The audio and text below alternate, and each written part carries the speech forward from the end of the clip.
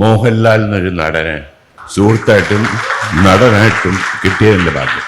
പലരും ഇന്നസെന്റ്, പപ്പുവേട്ടൻ, ജഗതി, തിലകൻ ചേട്ടൻ, നമ്മൾക്കൊരു കഥ എഴുതാൻ ഇരിക്കുമ്പോൾ ഇവരങ്ങനെ മനസ്സിൽ വരികയാണ്. അപ്പം ബേസിക്കലി പ്രിയദർശൻ സ്കൂളാണ്.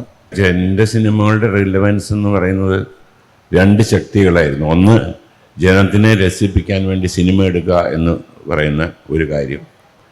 പിന്നീട് ഭാഗ്യത്തിന് മോഹൻലാൽ എന്നൊരു നടനെ സുഹൃത്തായിട്ടും നടനായിട്ടും കിട്ടിയതിൻ്റെ ഭാഗ്യം.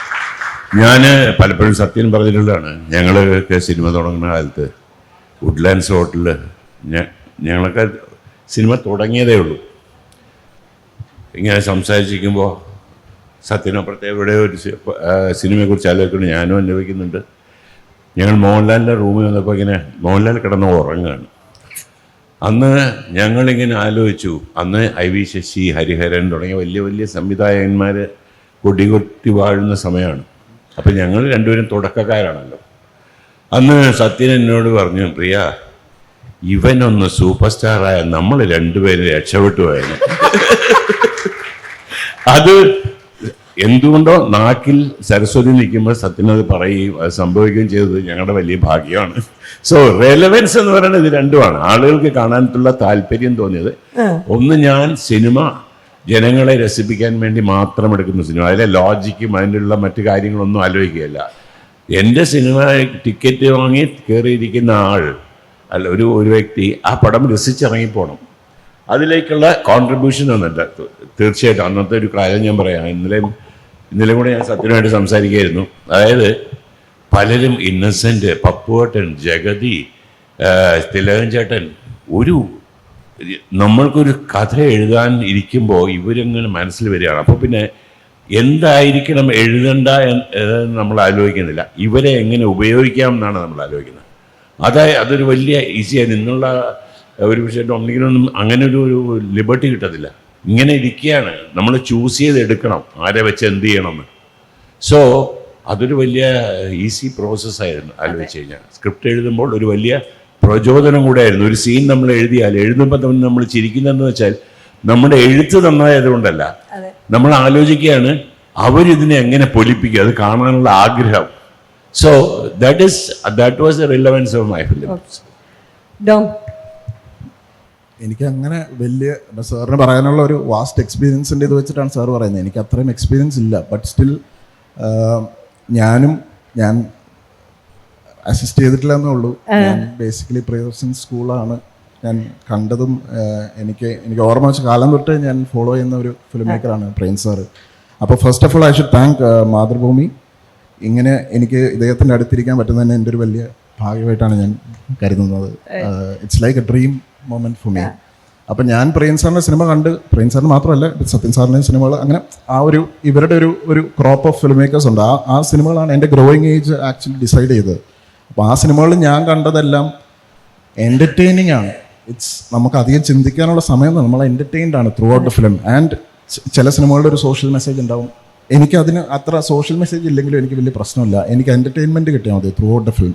അപ്പോൾ to be entertain for 2.5 hours, 3 hours 15 minutes Thenmavin Kombathu. So അത് ആണ് എന്നെ ഭയങ്കരമായിട്ട് എക്സൈറ്റ് ചെയ്യുന്നൊരു കാര്യം. സോ ഞാനും I am just 2 films old. അപ്പോൾ what I try to do is എല്ലാ സെക്കൻഡോ അല്ലെങ്കിൽ എല്ലാ സീനിലും ആൾക്കാർക്ക് എൻ്റർടൈൻ ആയിട്ടിരിക്കാൻ, എൻഗേജിങ് ആയിട്ടിരിക്കാൻ പറ്റുന്ന എന്തെങ്കിലും ഉണ്ടാവുക എന്നുള്ളത് മാത്രമേ നോക്കാറുള്ളൂ. ഇപ്പം ഫോർ എക്സാമ്പിൾ സാറിൻ്റെ സിനിമയിൽ ആദ്യം നോക്കുകയാണെങ്കിൽ തന്നെ കോമഡി അക്രോസ് ജനറേഷൻസ്, നിങ്ങൾ രണ്ടുപേരും ആൾക്കാരെ തിയേറ്ററിലേക്ക് എത്തിച്ചിരിക്കുന്ന ആൾക്കാരാണ്. ഫോർ എക്സാമ്പിൾ താങ്കളുടെ സിനിമയിൽ ഒരാൾ ഫോട്ടോ എടുത്ത് കിട്ടിക്കഴിഞ്ഞാൽ നമ്മളിപ്പോൾ പറയുന്നത് പതിഞ്ഞിരിക്കുന്നില്ല എന്ന് അത് പറയും, അതല്ലെങ്കിൽ അങ്കമാലി പ്രധാനമന്ത്രി, ഇങ്ങനെയുള്ള ചില വേർഡ്സ് വെച്ച് നമ്മൾ അക്രോസ് ജനറേഷൻസ് നമ്മളിപ്പോഴും ചിരിപ്പിക്കുന്നുണ്ട്. ഫോർ യു സ്പെസിഫിക്കലി കല്യാണി ശരിക്കുള്ള രൂപം മനസ്സിലാക്കി തിരിഞ്ഞു നോക്കുമ്പോൾ നസ്ലിൻ അവിടെ ഡും എന്നവിടെ കിടക്കുകയാണ്. ആൻഡ് ദെൻ അതൊരു കോമിക് സെഷൻ, നിങ്ങളുടെ ഒരു യങ്സ്റ്റേഴ്സിൻ്റെ ജനറേഷൻ്റെ ഒരു കോമഡി നിങ്ങൾ കാണിക്കുന്നുണ്ട്. സോ കോമഡി അക്രോസ് ജനറേഷൻസിലേക്ക് കൊണ്ടുവരാൻ ഒരു ഡയറക്ടറായിട്ടുള്ള എപ്പോഴും what exactly that your processes, because anybody has to clap ഇതിന് ചില സമയത്ത് തിയേറ്ററിൽ. ഇല്ല, ഈ ഹ്യൂമർ എന്ന് പറയുന്നത് തന്നെ ഒരു കുഴപ്പമുണ്ട്. ഒരു കോമഡി എന്ന് പറയുമ്പോൾ അതായത് പലതരം ഹ്യൂമർ ഉണ്ടല്ലോ. അതായത് ബ്രിട്ടീഷുകാർ പറയും വിറ്റെന്ന് പറയും. അത് അല്പം ബുദ്ധിപരമായ ഹ്യൂമറാണ്.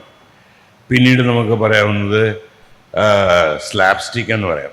സ്ലാപ്സ്റ്റിക് എന്ന് പറഞ്ഞാൽ അത് സർക്കസിലും അങ്ങനെയുള്ള സ്ഥലങ്ങളിലും ലോണൽ ഹാർഡി സിനിമകളിലും ചാപ്ലിൻ സിനിമകളിലും ഒരു എക്സ്റ്റെൻഡ് വരെയൊക്കെ കണ്ടുകൊണ്ടിരുന്ന സ്ലാപ്സ്റ്റിക് ഉണ്ട്. ഇത് കഴിഞ്ഞാൽ ജോക്സ് എന്ന് പറയാം. അത് നമ്മൾ ഫലിത ബന്ധുക്കൾ എന്നൊക്കെ പറയുന്ന പോലെ മനഃപൂർവ്വമായിട്ട് ഉണ്ടാക്കിയെടുക്കുന്ന ഒരു ചിരിപ്പിക്കാനുള്ള സന്ദർഭം. ജോക്സ് എപ്പാർട്ട് ഇനി ഒന്നുള്ളത് എന്താണെന്ന് വെച്ച് കഴിഞ്ഞാൽ ബഫൂണറിയാണ്. അപ്പോൾ അതാണ് അത് സർക്കസിലെ ബഫൂൺ കാണിക്കുന്നത്. ഇതെല്ലാം ആളുകളെ ചിരിപ്പിക്കുന്ന സംഭവങ്ങളാണ്. But at the same time നമ്മൾ ഒരു സീക്വൻസ്, ഞാൻ ഇതിനു മുമ്പും പറഞ്ഞിട്ടുണ്ട്, ജഗതി ശ്രീകുമാർ വന്ന് അഭിനയിക്കുന്ന ആദ്യത്തെ ദിവസം ഓരോ സീക്വൻസ് ആകുമ്പോൾ എന്നോട് ചോദിക്കും, ഇത് ചളമാക്കണോ ചച്ചളമാക്കണോ സ്റ്റാൻഡേർഡ് ആക്കണോ അതോ കുറച്ച് ഡീസൻ്റ് ആക്കണോ? സോ 4 ഓപ്ഷൻ പിള്ളേരും. അപ്പം നമ്മൾ ഏത് ലെവൽ പറയുക വെച്ചാൽ ഞാൻ ജഗതിയെ കണ്ട ആ ലെവലിലോട്ട് ജഗതി അതിനെ ബാലൻസ് ചെയ്യും. സോ അപ്പം നമ്മളും നമ്മുടെ സിനിമകളിലൊക്കെ, എൻ്റെ സിനിമകൾ കൂടുതലും, സത്യൻ്റെയൊക്കെ സിനിമകൾ കൂടുതൽ റിയലിസ്റ്റിക് ആണ്. ഹ്യൂമർ എന്ന് പറയുന്നതുകൊണ്ടാണ് ഞാൻ സത്യൻ്റെ എൻ്റെ സിനിമകളെ കമ്പയർ ചെയ്യുന്നത്. കൂടുതൽ റിയലിസ്റ്റിക് ആണ് എൻ്റെ സിനിമകളിൽ എന്ന് വെച്ചാൽ. ഞാൻ മിക്കവാറും മിക്കി മൗസും ഡൊണാൾഡ് ഡക്കും ഒക്കെ പിടിച്ച് സിനിമ ചെയ്യുന്ന ഒരാളാണ്. സോ അപ്പം അവിടെയും ഒരു ലിമിറ്റിന് മുകളിൽ ബഫൂണറി ആവാതിരിക്കാൻ ശ്രമിക്കും. അത് മാക്സിമം ശ്രമിക്കാറുണ്ട്. അതാണ് ഞാൻ ഹ്യൂമറായിട്ട്. പിന്നെ ഞാൻ കൂടുതൽ വിശ്വസിക്കുന്നത് സിറ്റുവേഷൻ ഹ്യൂമറാണ്. ഡയലോഗ് ഹ്യൂമറിൽ ഞാനധികം വിശ്വസിക്കുന്നില്ല.